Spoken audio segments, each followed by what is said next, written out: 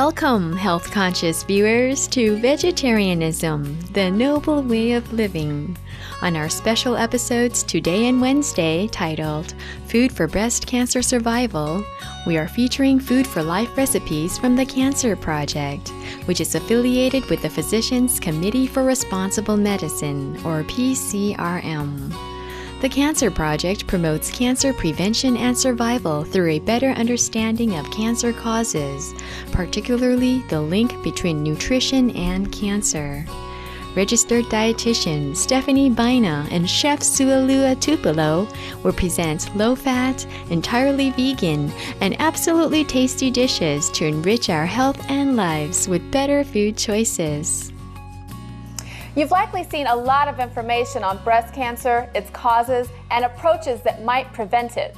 Today we're cooking with foods that can actually help you fight this terrible disease. Our menu today is a cold beet salad. Beets are loaded with bioflavonoids, reason enough to let them star in their own salad. Next, we'll make cauliflower with sesame salt to give a healthy vegetable a unique twist. For our main dish, we'll put home-style squash and pinto beans over toasted couscous, which is a pleasing way to get lots of fiber. And for dessert, we'll enjoy crisp apples blended with the robust taste of seasonal berries in our berry applesauce. What a better way to cleanse the palate and bring extra vitamin C into our diets. Have you ever had a bad experience using canned beets? Today, we're going to be preparing a cold beet salad using fresh beets. And when picking our beets, I like to find nice beets that are still, the greens are on them and that they're still crispy, and make sure that they're not bruised. I like to use a plastic cutting board, but when they're not available and only a wooden cutting board's available, I like to take some mineral oil and put it on the board and coat it. That way it doesn't stain, the stain doesn't stay on there, okay? I like to wear gloves so I don't stain my hands as well. But if you are using it without gloves, you can put some lemon juice on it. Just wash it with a little lemon juice, that will work. So what we're gonna do is take our tops off by just cutting straight down. I like to take this little part off here where the stem is, and then just take our knife and just peel it. Our peeler, that is, and we'll just peel it. Okay, so what we're gonna do, I like to cut mine in wedges. And the reason why I like to do that is because canned beets come sliced round. So I like to really make it distinguish that this does not resemble something that came out of a can. So I like to cut them in wedges. And then from there, we'll just put them in our steamer here. And I have some steamed. Do you see that? And you see how beautiful that looks? You know, nice steamed beets. We're just going to put this in back here and keep them warm before we make our salad dressing. The ingredients I'm using is fresh lemon juice for our citrus, okay? We have some stone ground mustard. We have a little apple cider vinegar, some dill weed, and some apple juice concentrate. So let's put it together. First thing I'll do is put our mustard in.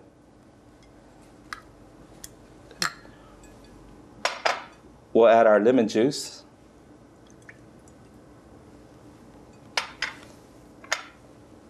Our apple cider vinegar. Our dill. And our apple juice concentrate. What other herbs might you use? Well, you can put tarragon in it, or you can put a combination of herbs. You know, sweet basil, parsley, dill. Any combination of 3 herbs will work well. Yeah. Well, Chef, I really like your dressing recipe. You've noticed that there's no added fat because there's no oil, which means that this recipe is virtually fat-free. Okay, so now that our dressing is made, what we're going to do is put our warm beets right into our dressing.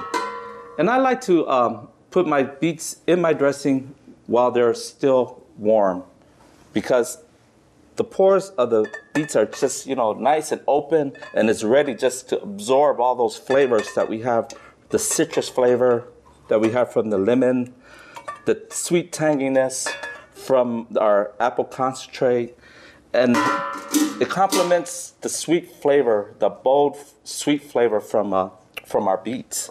So we'll just toss this around here. I like to pair lemon juice and beets as well, but I also like to use a low-fat or fat-free balsamic dressing. That's nice on beets too. We have just a bed of fresh spinach there, and I'm going to just take some of our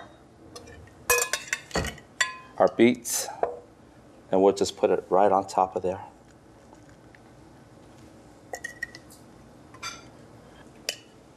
And I'll just put a little sprig of fresh dill.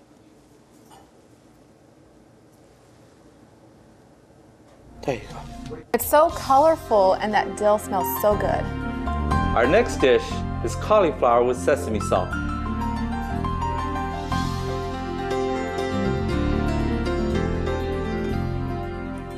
Sometimes you're just looking for a quick way to add vegetables to your meal. Our cauliflower with sesame salt is just the thing. Chef, how do you make it? We'll start off with fresh cauliflower. We have some sesame seeds, and then we have some sea salt. So what I like to do is to start off by cleaning my cauliflower. And let me just show you how to do that. We take our cauliflower here, and I'm just going to take the end off. Once we have the end off, we'll go ahead and look at if they're in good condition. You can always chop these greens up and add them to a stir fryer or something like that. So we'll just set them aside. We'll take our paring knife. Looking at the stem here, we'll just cut around it and cut inwards. I have my knife at an angle like this. So what we're going to do here is just cut around. And you see how the florets just pop right out of there.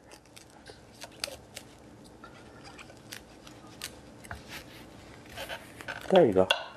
Now I'll just break this down just a little bit more just to get them even pieces. And I have some in our steamer already prepared. And what I did with this is I soaked it in a little ice water with little lemon juice just to give it that nice white color before I steam it. So that lemon juice will help to keep the cauliflower nice and white. So we'll just put this back here. And we'll set this off to the side while we saute our sesame seeds. And basically what I mean by that is we're going to toast it. And we're going to dry toast our sesame seeds right in our saute pan. So what we're going to do here is take our sesame seeds and we're going to put them into our pan. And we're just going to dry roast or dry toast these right into our pan. Okay. And you can tell as the seed starts to get nice and brown, that's when it's ready. You can smell the fragrance from it, and you can smell that nice nutty smell of sesame. And we're using unhulled sesame seeds today.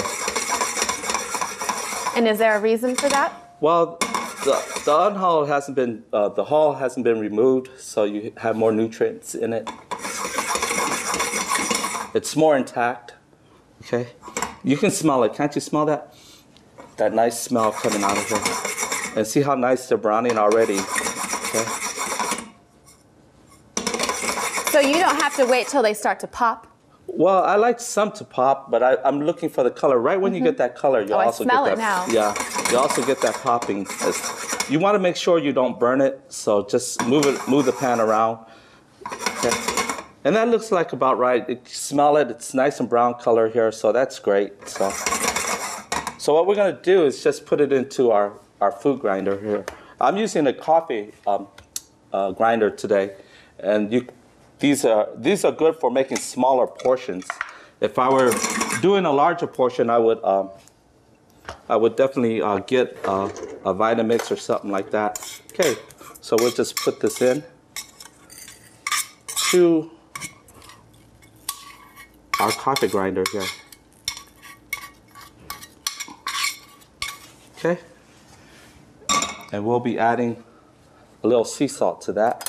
You know, this is a good tip. I use a coffee grinder at home to grind my spices. You can grind your spices, you know, get like coriander seeds and cardamom pods and all that. Put it right in here.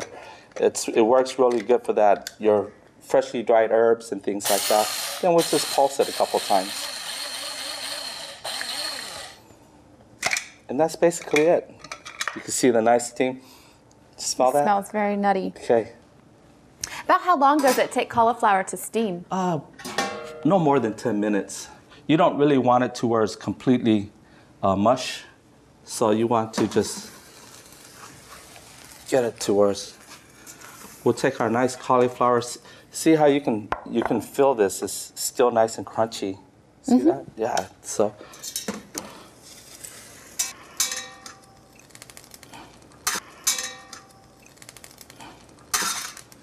Okay. And we'll just mound that up nicely. Now we'll take some of our sesame salt here. Our sesame salt. Then we're going to just put some of this black sesame seeds on top. I like to take a lemon and just put some nice lemon pieces around it. And that's basically it for our cauliflower sesame salt. Please come back Wednesday, August 17th to join Chef Sualua Tupelo and registered dietitian Stephanie Baina from the Cancer Project as they show us how to make squash and pinto beans over toasted couscous with berry apple sauce. We'll see you soon on Vegetarianism, the Noble Way of Living, here on Supreme Master Television. Up next is Between Master and Disciples. May health and happiness be the constant companions in your life.